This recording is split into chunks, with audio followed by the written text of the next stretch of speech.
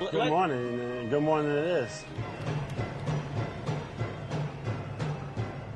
Stephen St. John. I am the greatest. I'm the best ever. I'm the most brutal and vicious and most ruthless champion there's ever been. There's no one can stop me. There's no one that can match me.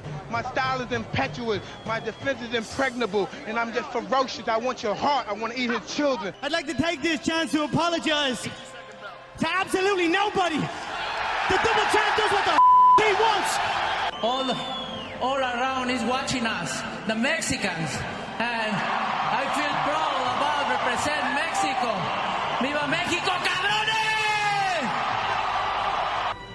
Welcome to New Day with SSJ on Sports Radio 810 WHP. What in the wide, wide world of sports is going on here? Spartans! What is your profession? Are you not entertained? Are you not entertained? Is this not why you are here?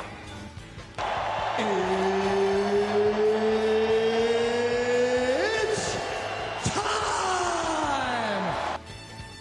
New Day with SSJ is presented by Walker Medical Linen Services, locally owned and operated, and HLAC certified to the highest standards. Walker has partnerships with hospitals, surgery centers, and medical clinics in and around the metro area.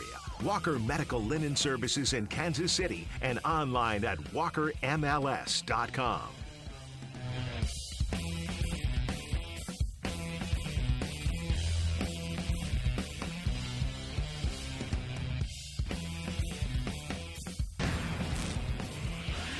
Chiefs. All right, as far as the injuries go, Charles and Jake will start working today. And we'll just gradually build them up as we go. And that's really it. Everybody else is practicing. So look forward to the challenge of playing the Bills. Real good football team. We know that. We've played them several times here over the last few years. So we know they're well coached and a good team. And we got good players. So we've got to start our work day to day and get busy with it. Get preparation. Time's yours. Yeah, Andre, you're in a unique position where you just played the Bills like 3-4 weeks ago in Tennessee. Just what did you see how that defense did, and then how do you grade into this matchup? Well, they beat us. So, good defense, good players over there, good coaching staff. We got to come out and play our A game. Have you been kind of informed and just, I know you've seen the Chiefs and the Bills play, so what have you thought about from afar when the Chiefs and the Bills play? It's always a good game, always a close game, always game. As an NFL player that you want to watch, those are going to be two good games. I mean, nothing really shocked me. I just love the way that we're, battling together and finding ways to win, and it's like the whole team, special teams won the game for us last week. The defense won for us like a couple weeks ago. The offense went down and scored an OT. It's just finding ways to win. And no matter how we do it, we come together as a team. You're playing the best. I mean, the best of the best. That's what you want in this league. And I've been able to go up against Josh a multitude of times. And every single game, it seems like it comes down to the very end. And he's a guy that competes, and he has that fire. I think you can see that fire that he plays with, and that kind of goes through his entire team. And a lot of guys have had a lot of success, and so we know it's going to take our best football. I think that's what we know, and if we don't, we're going to lose, and we've lost some, and we've won some. So I'm just hoping that this week we can go out there, play our best football, and find a way to get a win.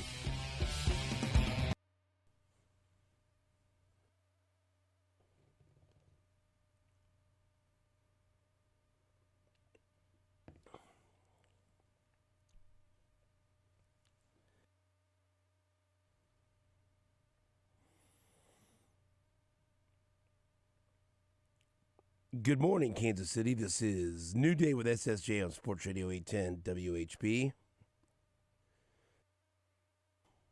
Battling the voice again. But that's all right. We'll get through it. Not as bad as it was last night. So, it's been a week. I can tell you that. I will be here today until around 8:45, and then Todd Lebo will take over for me because I have not been able to do this One time I was scheduled to do it, and I had to back out at the last minute because of a work issue. And last year I couldn't do it because I think I had the wrong day. There's always been something that screwed me up from doing this. And so I'm pretty excited I get to go to career day at St. Pius X High School. And my girls go there, of course, and my wife works there. So it's exciting for me, and I'm glad they kept asking. And they told me, if you want to bring anything, you've got like a display or like something I got me. Get your ass up to date. Go out and look for a job. The word today is job. J-O-B. You hear me? And so we've had some interns in St. Pius X, so maybe I'll recruit an intern or two. And so what I did is I picked a bunch of pictures of me interviewing people and doing the show and doing events, and I put them on my iPad. And I'm just going to have the iPad there, and they can come up and swipe and take a look at pictures of me doing my job. And I'm going to have my phone and my little microphone that people make fun of in the locker room. So this is how I do interviews at Arrowhead or wherever I go. And that's it. Any questions? And so, I don't have anything to hand out or, they say if you have any brochures or anything to display, I don't,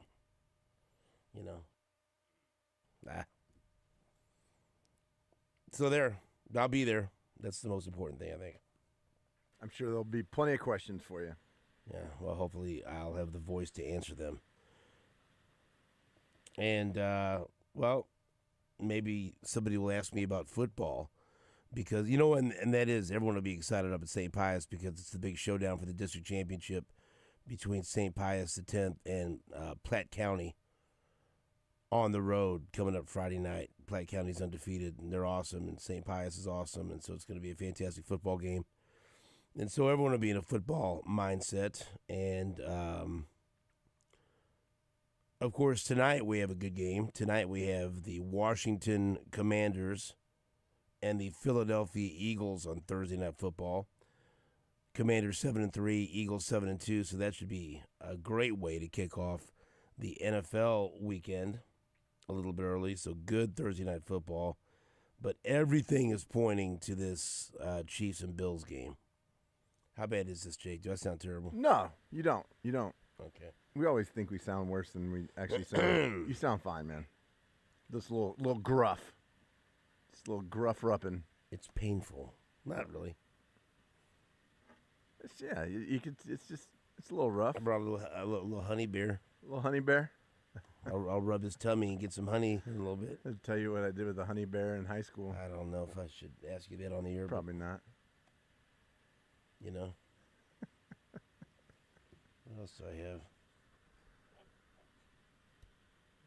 Some soothing throat spray. This is with raw honey and you run out of the little bottle you have with the tuxedo on it? Yeah, I couldn't find that. I can't find that. Mr. Voice or something. That's entertainer's secret. There you go. No, this has raw honey and apple cider vinegar. Yeah. Apple cider vinegar is good for you. And I got water provided by you. What kind of water do I have here? Hydrogen water. Kangen water. The goods. Where can people get that? KCHealthClub.com. There you go. Check it out. I will. I have. Orders are open till noon. Until noon? Yeah. And then you have to wait till next week. Oh, damn. All right, and so there's a lot of interesting stats that have been put out by NFL on CBS in anticipation of this showdown that's coming up. Not that there needs to be any more excitement added to it here in Kansas City. We get it, right? Chiefs and Bills has been awesome over the last couple of years, especially in the postseason because that's when the Chiefs always win. The regular season, it's been the Bills. Right. Josh Allen's 3-1 against Mahomes, or I don't want to steal. Is that the stat you're about to read? Go ahead, read them off. No, I just. This is gonna start reading off all my material here. That's fine. No, I'll start you off. No. There. And what's Patrick against? Okay, how about this? Only 2 pairs of quarterbacks from different divisions have met 8 times in a 5-year span since the merger, and that includes postseason. So different divisions, only 2 pairs of quarterbacks have met 8 times in a 5-year span. So that requires them to meet in the playoffs quite a bit. Right. Patrick Mahomes and Josh Allen from 2020 to 2024. And the other one's obvious. Manning, Brady? Yes. Brady and Manning from 2003 to 2007. Yeah, I mean, the reason the Bills and the Chiefs play a lot is because they both win their division. And so you play. And they face each other in the playoffs. Right, and they play in the playoffs, right. Head-to-head career, Mahomes has, and this is including the playoffs, Mahomes has 4 wins. Allen has 3.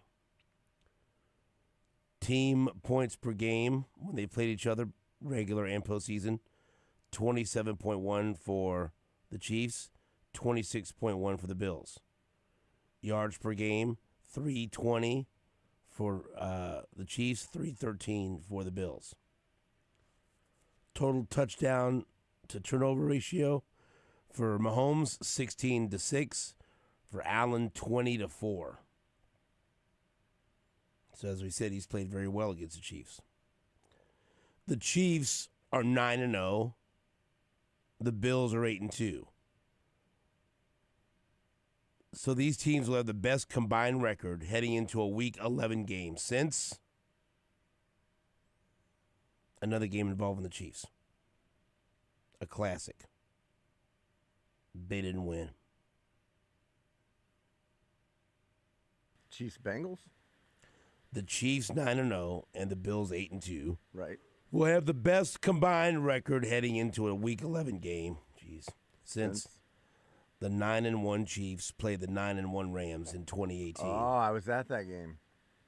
54-51 That game was Rams. crazy. Yeah. That was at the L.A. Coliseum. That's the game that was supposed to be played in Mexico. And then they moved it to L.A. The most wins. Who has the most quarterback wins versus Patrick Mahomes, including postseason? Burrow. 3 quarterbacks tied with 3. Is Burrow one of them? Burrow. Josh Allen? Mm-hmm. Don't overthink it. Herbert? Brady. Oh, yeah. Burrow, Brady, Allen. Who has the most quarterback wins versus Josh Allen? Mahomes. And with 4, don't overthink it. Brady. It's amazing that Brady's been gone. Right. And he still has the most quarterback wins versus Mahomes and Josh Allen. Seriously. I mean, yeah. It's like those 2 guys have been dominating since he left. The 9-0 start matches the best start in franchise history for the Chiefs. The 8-2 start for the Bills matches their best start since 1993.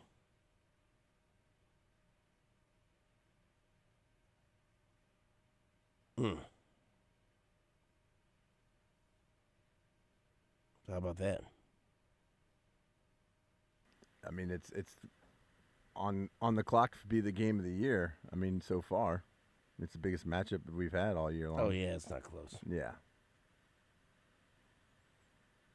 Since 2020,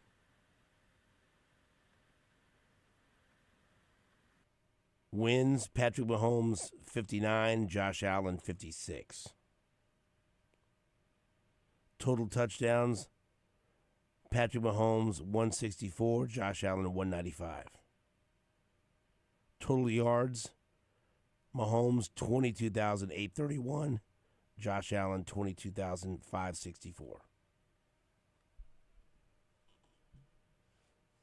They are first and second in all those categories.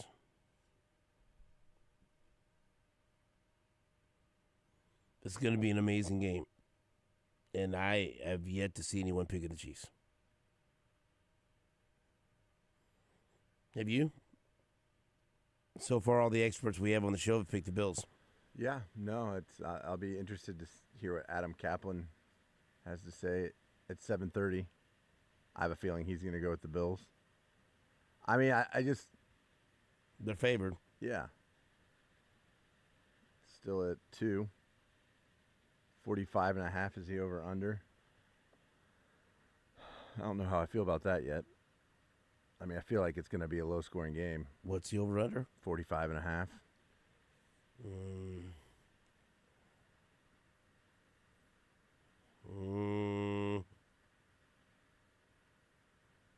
I mean, I feel like it's going to be 24-21. Right at I mean, 45. I could see like 27-24. Yeah.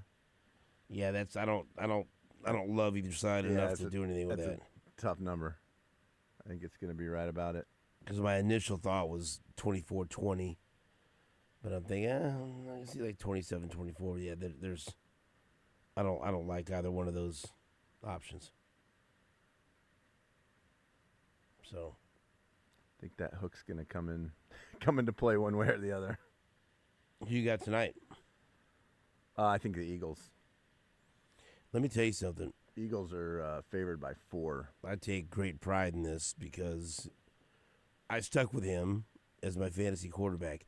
But the last 3 weeks or so, Jalen Hurts has been on fire. Yep. He has been on fire. Absolutely. Running the football and throwing the football. And dialing up some deep passes. He's been terrific. There's been only a few quarterbacks that I think that have been playing at his level over the past 3 games or so. And look, plenty of people play fantasy football, so they get it. Except from a fantasy level, there's no one been better. Why is my voice doing this? Dude, it really went out last night. So I'm trying to think, if I talk softer, then I don't think it. Just try to talk as normal as possible. Yeah. See, but that's when it breaks up. So if I talk quieter right now, it doesn't hurt as bad. And see, I'm afraid I have that, what was it that I told you I had on my The nodule? Board? Yeah, the nodule came back, but I don't, or maybe it's just like fatigue because I've been a long week. Well, yeah, I've been using my voice so much, weather change, everything else. So see, if I speak softer like this, I feel like it doesn't break up as much. Dude, it's comfortable. And man. if I try to push through it and get louder, then it starts does to give out on you. Yeah, it starts to give out on me. Just sultry tones, nice and light. Yeah, nice and light. But Susue. that's not my style. Susue. I get a little worked up. Be light. And this is a good day for me to leave the show early. Yeah. And we'll have Joe Valerio in the next segment for you. Yeah. He can hold the conversation. Yeah, tell Joe that he's pumped to talk about this Bills game. I'll tell you what. Tell Joe that I'm dealing with some voice issues, so I'll let him know. Let him know. Feel free to have some long answers. Well, all right. I don't think he's short of those. And then in the 7 o'clock hour, guess what we're gonna do? What are we gonna do? We're gonna play a bunch of Chiefs sound. Yeah, we got a bunch ready to go. And guess what? Get a bunch more ready. Adam Kaplan will talk with us at 7:30. Is it that bad if I talk soft? No, man, you're good. Crank it up. You're good. Hey, Kansas City, how you doing? How's this? That's great, man. This is a bedroom voice. Is it? Yeah, is that sultry? It's not as bad as you think, man. It's in your head. You're fine. Just keep delivering the goods. Yeah. Joe Flacco's not going to keep delivering the goods. Woo. He got benched. So that theory that the Colts become a playoff team with Joe Flacco at the helm, that died a quick death. Right. I mean, he looked god awful the last 2 games. He did. I mean, when he came in originally in that Jaguars game, you're like, woo, okay, this team looks better, him slinging the ball around. And turns out, I think Father Time might have caught up with him. if you're gonna deal with subpar quarterback play, at least you were trying to develop a young quarterback. Yeah, you don't need a 45-year-old man out there dragging you down to last place. No, I think that decision might have split that locker room up a little bit. It's a mess there. But, hey, maybe Richardson learned something from this. I mean, he's saying all the right things right now, saying that it was good for him to be benched, and it was a good, in retrospect, good to take a step back and look at what he was doing. And again, what's the best upside for the Colts with Flacco? Maybe somehow eking into the getting the 7th seed, and then you're one and done. I mean, you gotta, and sometimes like this is what the Saints have been unwilling to do. You know, take a couple of steps back, reset, develop a young quarterback, and try to build for the future, right? I mean, the Colts, I know they've got a great running back, they've got talented defense, they've got some good wide receivers, but they have to figure out if this quarterback's the guy or not, you know? And there's just not enough upside with Flacco just to have Richardson sitting on the bench. Whether you think he's going to be the guy or not, you got to find out. And, you know, you just can't waste. And guess, you know, the worst thing in the world, and where they're probably were headed, they probably figured this out. Even with Flacco, they weren't going to be the 7th seed. And so the worst thing you can do is spin your wheels with Flacco the rest of the season, not make the postseason, and not find out about Anthony Richardson. Right. At the very least, if you're not going to make the playoffs, find out about that kid and see what he can do. Yeah, I mean that's. Now he has to earn trust back after tapping out of a play because he was tired. You know, that's between him and the locker room. That's what I was gonna go with. Like, does he get benched if that didn't happen? You know, that was, I don't know if he does. That was a big part of it. Yeah, absolutely it was. So, you know, if he did learn from that benching, and I mean, good on them for not, you know, a lot of times you see them try to just keep cramming that square peg through the round hole. But it's like, you know, hey, that takes a lot to say, okay, this was not the right move. You know, a lot of egos involved. But you nailed it. Like, you got to find out. You got to get this kid reps, and you got to find out if he's your quarterback of the future. If the Colts would have won the last 2 games, he ain't coming back in either. Right, so. right. It has a lot to do with how Flacco looked. No, like I kept joking with Jeff Judea the last couple of weeks.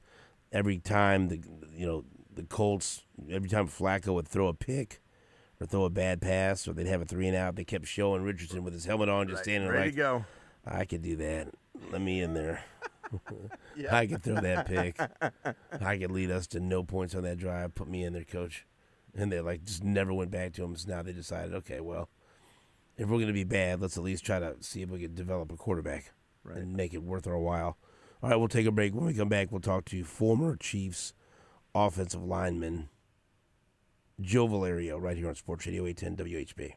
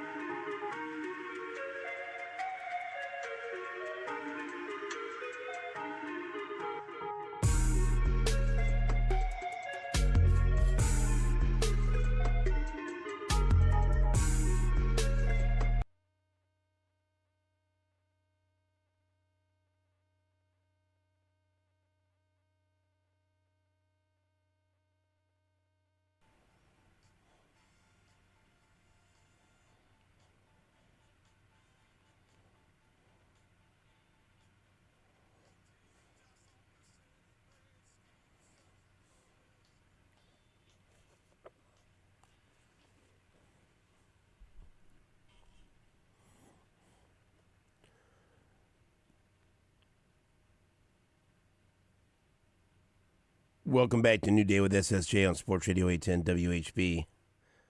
I just drank a bunch of honey and drank some of the delicious water from KC Health Club. Ancient medicine, man. Honey is. Thank you. The Egyptians used to use it. Oh, really? Oh, yeah. Big time. Heals a lot of things. So it's good that I'm drinking that? Yeah, it's good for you. Joe Valerio, it's good to have him on the show. Steven, what's up, buddy? You know, there's a lot going on, huh? I'm going to do a lot of talking for you. There you go. It's like when the defense stays on the field, gives the offense a break, or when the offense stays on the field, gives the defense a break. I'm going to stay on the field for you a little bit. All right, so tell me what your reaction was to that blocked field goal against the Broncos. Oh, man.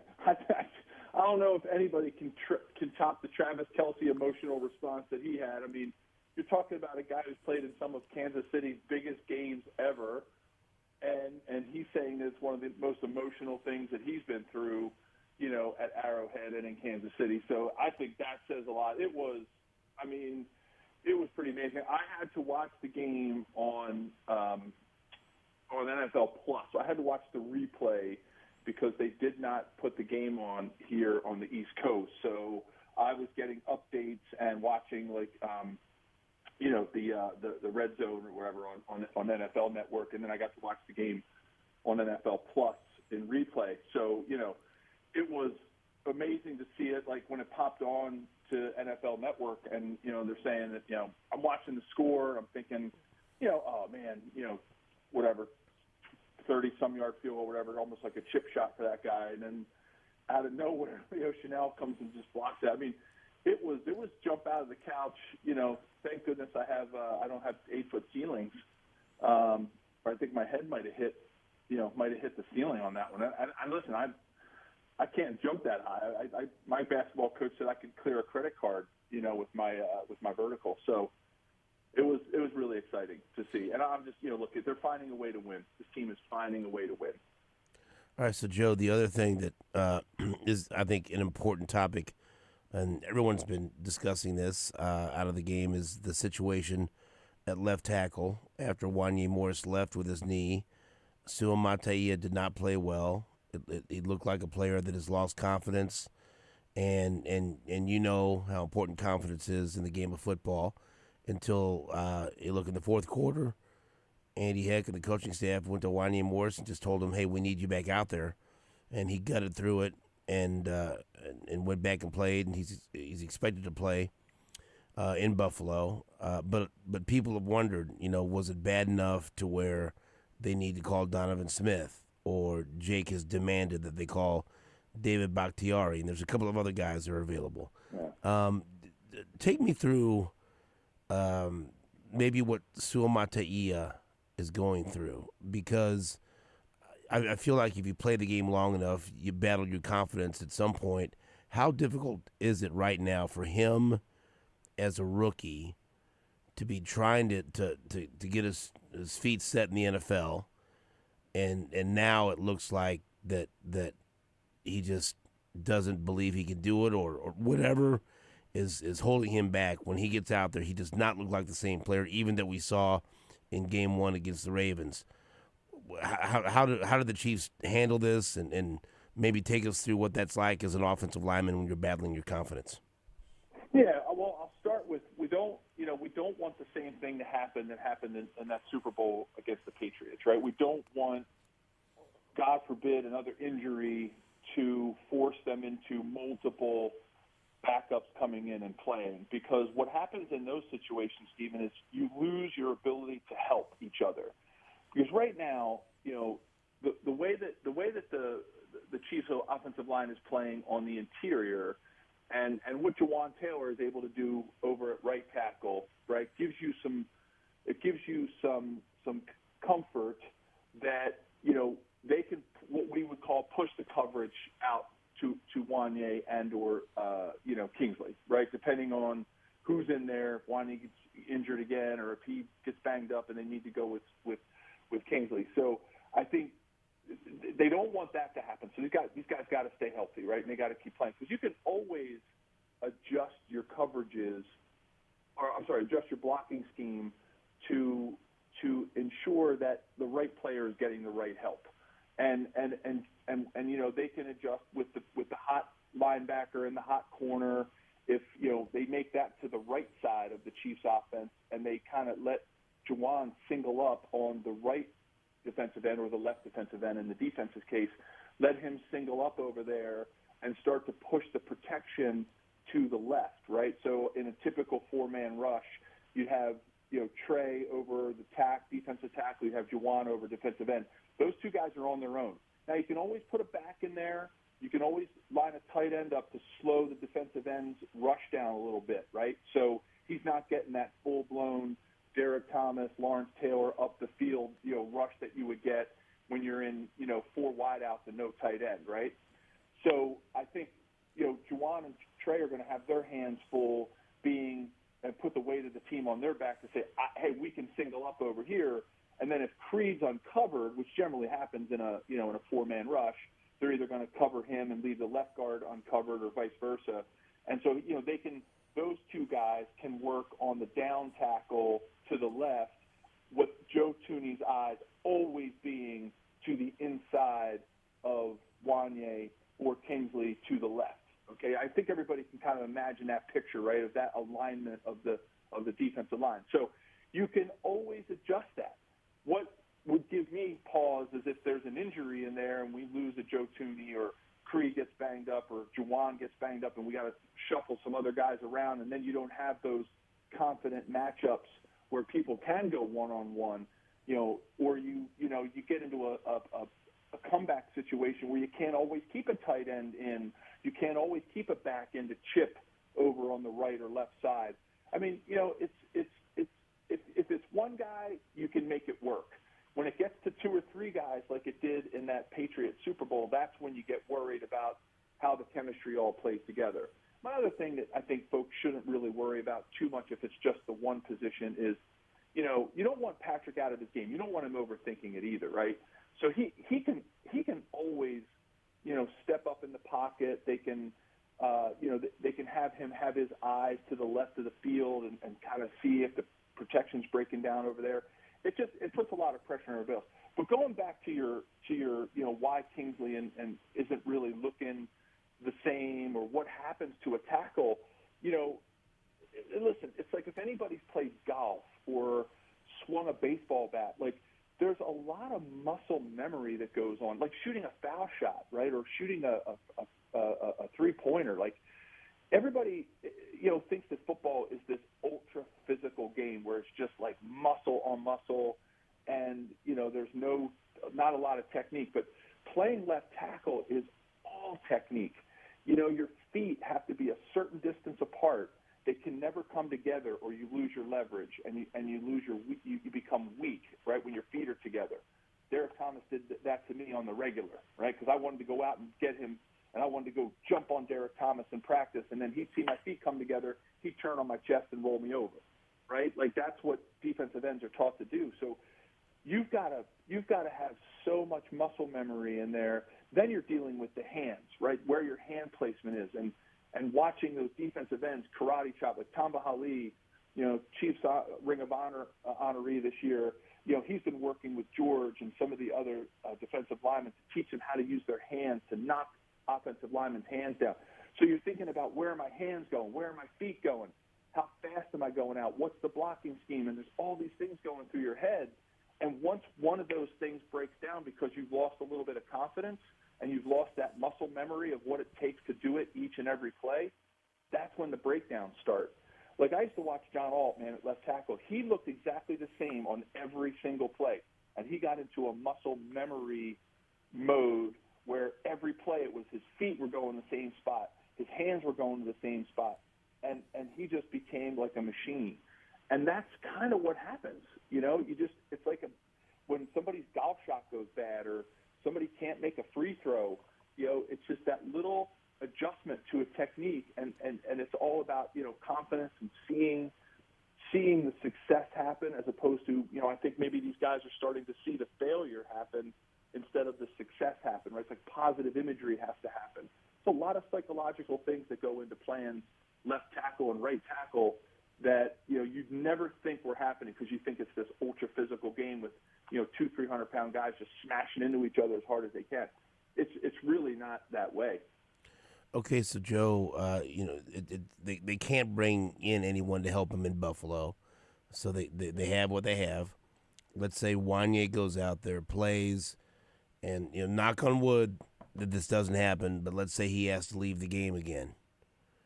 If you're Andy Reid and you're Andy Heck, do you go and this is in Buffalo? Do you go back to Suamataia, or do you bump Joe Thuney out to left tackle and put Caliendo at guard?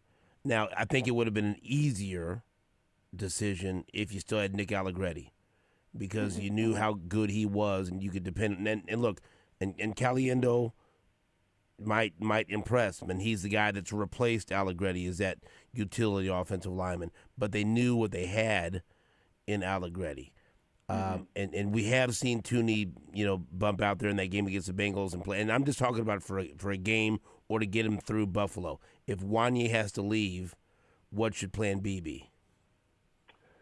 I like that, Stephen. I'll tell you why I like that. I like it because you bring somebody in at guard and you've got bumpers, right? You've got Caliendo's going to have Creed on his right side. He'd have Joe Thuney on his left side. So he's got bumpers, right? So you've got a little bit of safety factor. I'm not saying playing guard is easy, but it's easier than being out there on an island. And I think if you throw Joe out there, I think what it says is, well, number one, it's not going to send a great message to Kingsley, and it could put him in the tank, right? To say, well, look, we tried this experiment. They're going to have a real good talking to him when it all shakes out if Joe were to pop out at left tackle. I know that they experimented or thought of experimenting with this last year, and they decided not to go with Joe Thuney at left tackle when things were getting a little hairy out there for some of the guys. So I think personally, I'd probably put, depending on where we were in the game, if we were up by like a touchdown or 10 points, I think I'd put Joe out there because he's going to bring a level of confidence that nobody else is going to bring. And he's going to say, hey, listen, I can do this, right? He's a vet. He's got the technique. He's got the muscle memory. He knows what it's going to take to get out there just using some good old veteran Wiley skills. And I think that's what I would do, because I think you give Caliendo the bumpers. Otherwise, if you put Kingsley back out there, you're going to have to adjust the protection, and you're going to have to basically say, look, guys, Juwan, Trey, you're on your own. And what they might end up doing is, doing a lot of stuff over on that side, running stunts, running tackle end stunts, running end tackle stunts, bringing blitz up the middle, bringing blitz through the B gap between the guard and the tackle, like trying to throw things off over on the right if they're going to push everything to the left. And that puts a lot of pressure on Trey and Juwan. So the Bills will adjust depending on what the Chiefs do. They're going to be watching that the whole game. They're going to be seeing is Creed declaring the strength of the defensive formation to the left every play. Because if he is, they're basically telling the Bills, look, Juwan and Trey are on their own. Let's run some stunts over there. Let's see if we can make something happen over there. Let's force Patrick Eyes to the right side because there's crazy stuff going on over there. Meanwhile, they're trying to deal with, Kingsley struggling and rushing to the inside of him, because that's the first thing. That's the first thing that I think they would do is they would try to absorb Joe Thuney with somebody and then bring somebody off the edge to make Wanye or Kingsley come out and block that person, so that they're eliminating the Joe Thuney help, right? Or put some, what the Eagles used to do back in the day. Now I'm going back in 30 years ago, but the Eagles used to put Reggie White on the center. They would put a defensive tackle on the guard, and they would put Clyde Simmons out to John Alt, right? So you'd have three guys over there. So where's your help coming from, right? Like, who's going to help who at that point, right? So that's what the Eagles used to do, and that was something. It was a Buddy Ryan little trick he's doing. Some teams will do that, right? Chris Jones will do that occasionally, right? He'll move around to try to see where the help is coming from. So I'm telling you, the matchup of the game is what's going to happen up front in this one. I think how the Chiefs can protect Patrick Mahomes, let him do his thing, which we know he's still, getting into his groove with DeAndre and Xavier and Juju and, Justin and Nicole and, they're trying to find out, what's happening there. They don't need the extra pressure of, of Patrick worrying about where the pressure's coming from. So that's going to be, I think, the Bills' game plan is just to try to get after Patrick through spying the protections and seeing where they could have the most weakness. So you mentioned Juju. This will be our first opportunity to see D-Hop, Juju, and Kelsey on the field together. 3 big physical targets that I think especially is going to be great on third down and in the red zone.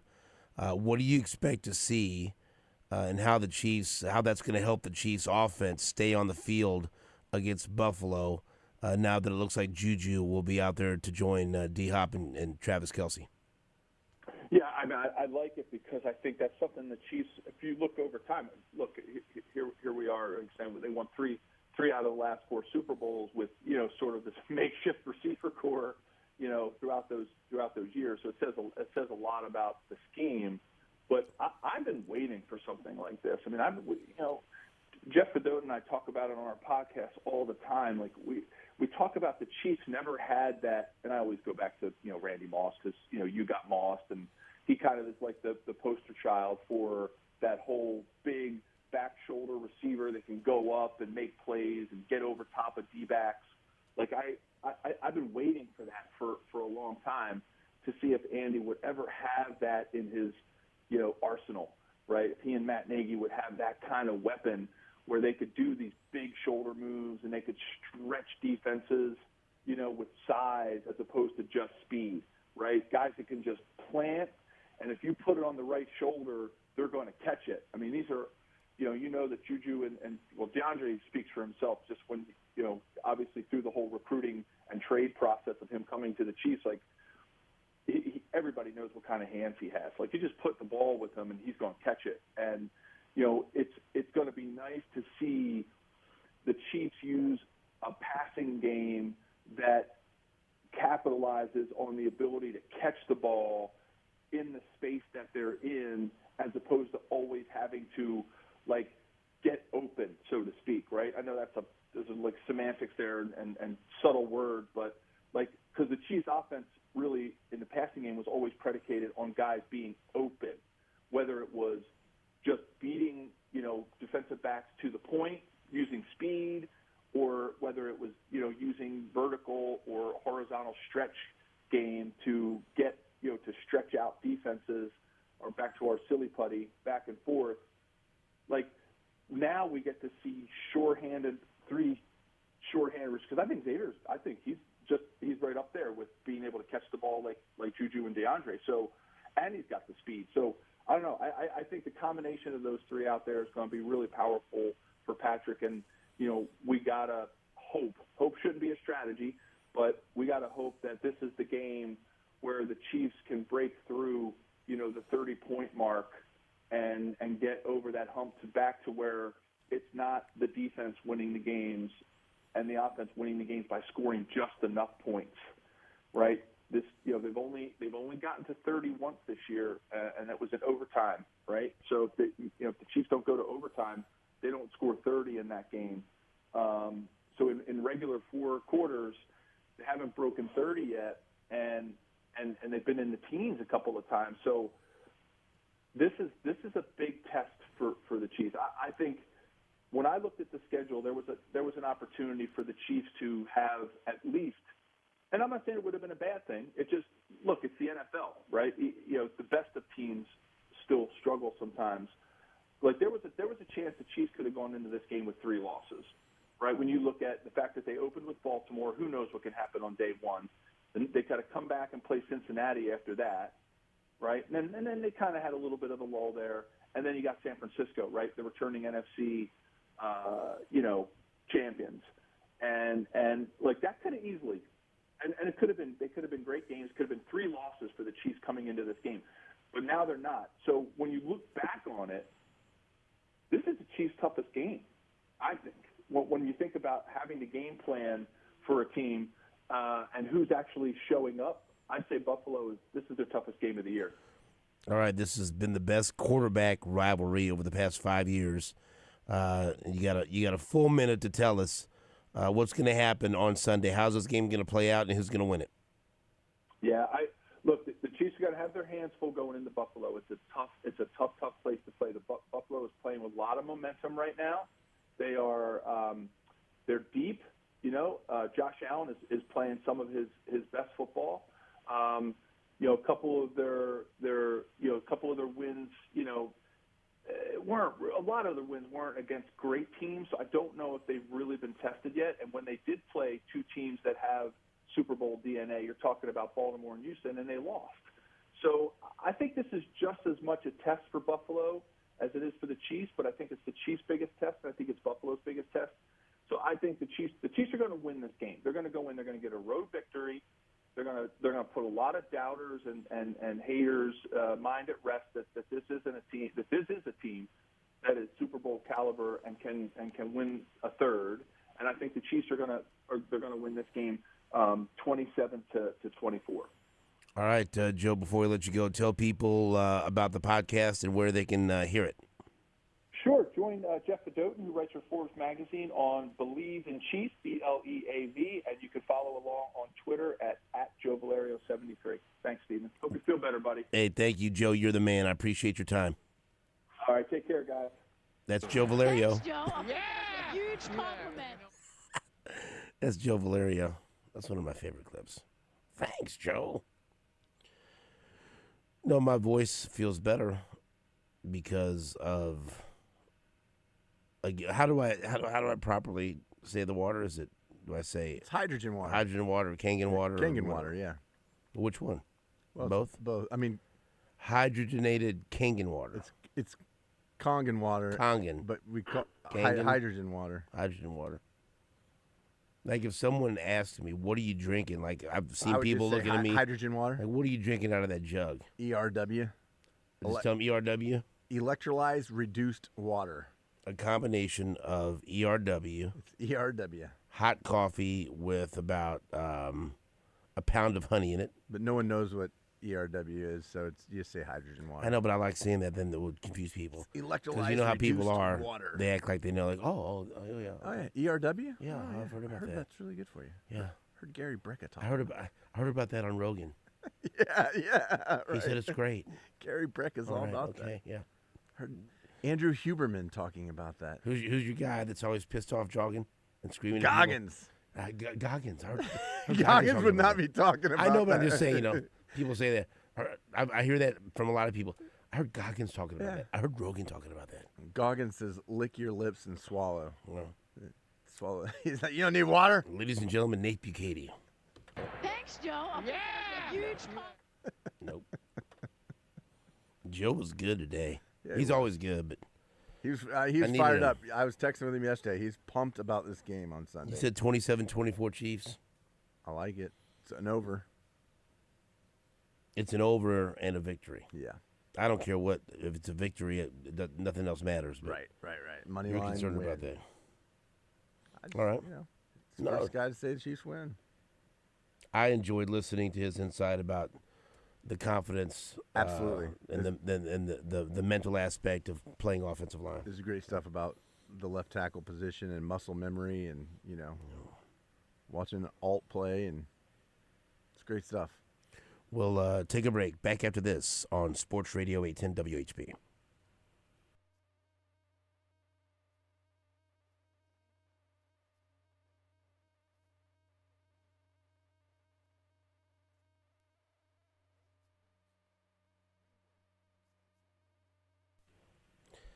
Maybe what I need to do is go to Andy's Frozen Custard and have a nice concrete. That could be very delicious.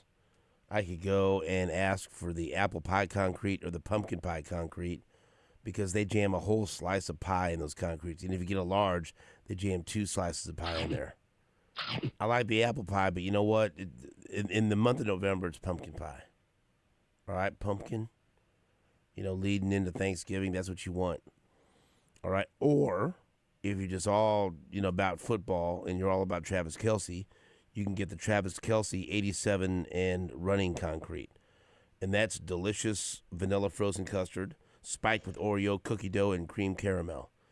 And the best part, a portion of the proceeds for every 87 and running concrete sold goes to Travis's 87 and running foundation.